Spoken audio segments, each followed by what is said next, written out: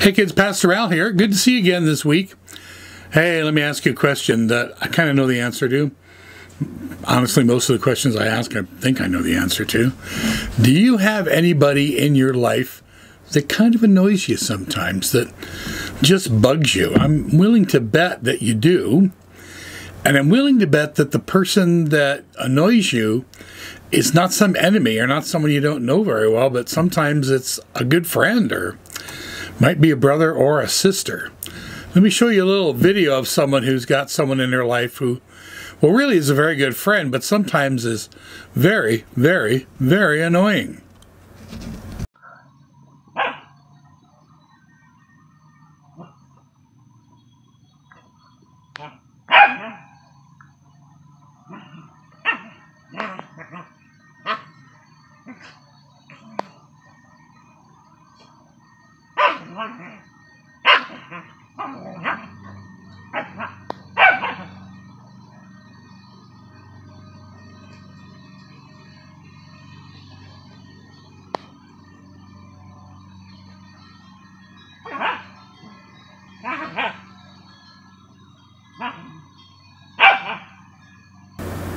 So yeah, sometimes when a dog wants to lay around and do nothing, their buddy just won't leave them alone. And I bet you've got friends or a brother or a sister who sometimes bugs you, and boy, you just get so mad at them sometimes, but you still really love them. You're going to find through life that there are lots of times when somebody that you like or someone you're related to or someone who's really important to you just does something that bugs you. And you got to make sure you don't ever just decide to not like them because of that. In fact, sometimes people bug us because they do like us. That's how they show affection. But the important thing is to learn the big lesson. You know what the big lesson is? Is that when things happen that are wrong or people do things to us that we don't like, we have to forgive them. We have to let it go. Doesn't mean we let them just do anything to us anytime they want. That's not right either. But sometimes even good people will do things that aren't right. And we need to figure out how we can say, okay, I know you didn't really mean to hurt me. I know you didn't really mean to bug me. Even if you did, okay, you're not perfect and I'm not perfect. I'm going to let it go. Because if you don't, you wind up ruining a lot of relationships. And honestly, you won't wind up very happy yourself. I want to have someone read a little story to you that's really super cool. It's from a book called The Friend That Forgives. We have this book here in our library if you want to borrow it. It tells a really important story to know. It's a story about the Apostle Peter, one of the people that really, really, really, really loved Jesus, followed him through all of his earthly ministry, was really important after Jesus' resurrection in starting the Christian church. But Peter did a terrible thing. And he needed someone to forgive him, and that someone was Jesus.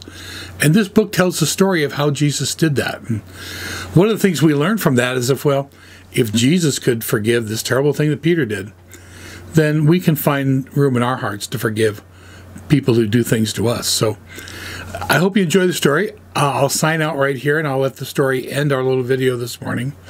But just remember, God forgives us all sorts of stuff. And God wants us to forgive others too when the conditions are right. So take care. I miss you guys. And I'll see you next week. Bye-bye. The Friend Who Forgives. A true story about how Peter failed and Jesus forgave. A long time ago, there was a man named Peter who was best friends with Jesus. Peter was a fisherman. He was strong and brave, but he often said the wrong thing. Do you ever talk before you think? That's what Peter did, again and again and again. Peter loved fish. In fact, one day he and Jesus had fish for breakfast. Fish for breakfast? That's weird. But we will save that part of the story until the end. On the day when Jesus first called Peter to follow him, can you guess what Peter was doing? That's right, Peter was fishing. Follow me and I will make you a fisher of men, Jesus told him. Can you imagine that? Peter fishing for men. Jesus explained that just as Peter liked to search for fish, Jesus had come to search for people who needed forgiveness. Peter loved being friends with Jesus. He saw Jesus do lots of amazing things. One time, Peter's mother-in-law was sick. Jesus healed her. Another time, Peter was about to drown in a storm. Jesus saved him. Slowly, Peter realized that Jesus was more than a friend. He was God. He would never let Peter down. But sometimes Peter let Jesus down. Like the time Jesus explained to his friends that he had to die on the cross, but that he would come back to life to offer forgiveness. All of you will run away. You're going to say you're not my friends, Jesus said. Peter spoke up right away. He did that a lot. I will never do that, Peter said. But Jesus told him, before the rooster crows in the morning, you will say 3 times that you're not my friend. I would never do that. Jesus is my best friend, Peter thought. When soldiers came to take Jesus to the cross, Peter pulled out his sword to stop them. Put your sword away, Peter, Jesus said.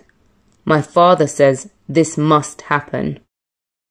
Jesus let the soldiers take him to a courtyard to stand trial. Peter followed from far away. Aren't you one of Jesus' friends? A young girl asked as she opened a gate for Peter to enter the courtyard. What do you think Peter said? No, I don't know Jesus. It was a cold night, so Peter walked over to a fire where some people were warming themselves. Aren't you one of Jesus' friends? Someone asked Peter. What do you think Peter said? No, I don't know Jesus. Then someone else stepped forward and looked closely at Peter. Yes, you are one of Jesus' friends, aren't you? He said. What do you think Peter said? No, I don't know Jesus. Right then, at that very moment, a rooster crowed. Jesus turned around and looked straight at Peter. Then Peter remembered that Jesus had said, before the rooster crows, you will say 3 times that you are not my friend. Peter was so sad. He knew he had failed Jesus again and again and again. He didn't just need to find other people who needed forgiving. He needed forgiving too. Peter felt terrible. He ran out of the courtyard and he cried and cried and cried. Peter had let his best friend down, and now it was too late because the soldiers had taken Jesus away to be killed. But Peter didn't stay sad because Jesus didn't stay dead. 3 days later was the first Easter Sunday, when Jesus came back to life to offer people forgiveness. But would he forgive Peter for failing so badly? One day, Jesus went looking for Peter. Where do you think Jesus found him? That's right, Peter and his friends were fishing. Jesus called to them from the beach. Peter jumped out of the boat into the water and rushed to the beach to see Jesus. And this is where Jesus and Peter had fish for breakfast. Fish for breakfast? That's weird. Peter was so happy to see Jesus alive, but would Jesus forgive him? Peter wasn't sure. Maybe Jesus wouldn't want to talk to him. Maybe Jesus wouldn't want to be friends with him. But yes, Jesus did want to talk to Peter. And yes, Jesus did want to forgive Peter. Wow! And since Peter had said he didn't know Jesus 3 times, Jesus gave Peter the chance to say 3 times, I love you, Jesus. That's how Peter became a forgiven fisher of men. Peter spent the rest of his life telling people about his best friend Jesus. He told them that if they put their trust in Jesus, he would forgive them again and again and again. That's because Jesus was Peter's best friend. He forgave him again and again and again. And if you trust in Jesus, He will forgive you too, again and again and again.